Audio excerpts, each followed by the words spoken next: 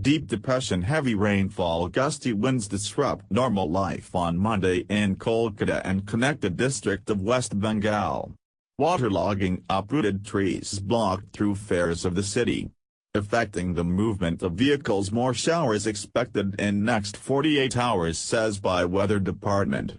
Deep depression moved to western region of coastal area of West Bengal and JHARKHAND. Control room open in administrative headquarter Nabana and district headquarter also.